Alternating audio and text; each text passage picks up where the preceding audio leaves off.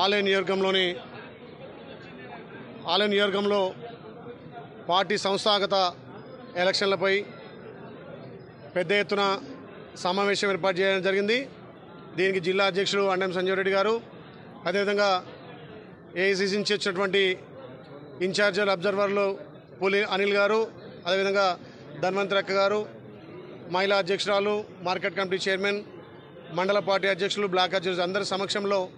ఈ సంస్థాగత ఎలక్షన్లపై సమీక్ష సమావేశం ఏర్పాటు చేయడం జరిగింది. మా ప్రియతమ నాయకుడు భావి ప్రధాని రాహుల్ గాంధీ గారి ఆలోచన, మా గౌరవ ముఖ్యమంత్రి రేవంత్ రెడ్డి గారు తెలంగాణలో ప్రజాపాలన ద్వారా సంక్షేమం ఒకవైపు, అభివృద్ధి ఒకవైపు రెండు కళ్ళ లెక్క చూసుకొని ముందుకు తీసుకుపోతున్న తరుణంలో కాంగ్రెస్ పార్టీ సంస్థాగతంగా గ్రామ శాఖ,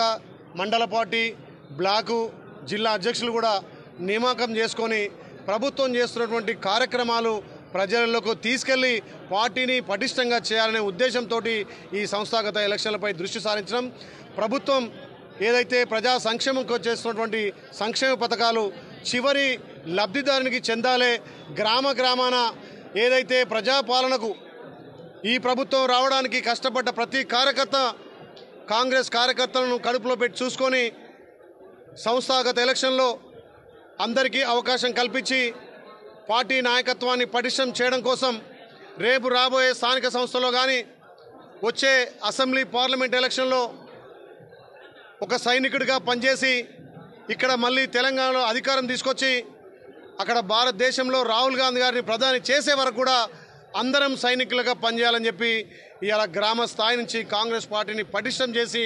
ఏదైతే ఇక్కడ భారతదేశంలో మోడీ చేస్తున్నటువంటి ప్రజా వ్యతిరేక విధానాలు ఎండగడుతూ ఒక మతం పేరు చెప్పుకొని, కులం పేరు చెప్పుకొని పబ్బం గడుపుకుంటూ భారతదేశాన్ని విచ్ఛిన్నం చేస్తున్నటువంటి మోడీ గారి కార్యాచరణను కూడా గ్రామాలలో తీసుకెళ్ళి ఇక్కడ మా గౌరవ ముఖ్యమంత్రి రేవంత్ రెడ్డి గారు ప్రజాపాలన ద్వారా అందిస్తున్నటువంటి సంక్షేమ పథకాలు ప్రతి గ్రామంలో కార్యకర్తలు కానీ మా నాయకులు కానీ విస్తృతంగా ప్రచారం చేసి ఇంకా ప్రభుత్వం నుంచి రావాల్సినటువంటి సంక్షేమ పథకాలు కానీ, ఇందిరమ్మ ఇల్లు కానీ, రేషన్ కార్డులు కానీ అన్ని విషయాలు కూడా చివరి లబ్ధిదారునికి చెందే విధంగా పార్టీ నాయకత్వం ముందుండాలి, గ్రామ స్థాయి నుంచే పటిష్టం చేయాలని చెప్పి ఈ సంస్థాగత ఎలక్షన్లు కాబట్టి కాంగ్రెస్ పార్టీ విస్తృత స్థాయిలో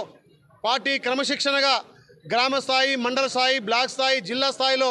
ఈ ఎలక్షన్లు జరగబోతున్నాం. దానికి అబ్జర్వర్లు వచ్చి వారి నాయకత్వాన ఈ ఎలక్షన్లు జరగబోతున్నాయి. అందులో భాగంగా ఇవాళ జిల్లా స్థాయిలో మొన్న ఏర్పాటు చేసుకున్నాం. ఇవాళ నియోజక స్థాయిలో ఏర్పాటు చేసుకొని మా అబ్జర్వర్ గారు కూడా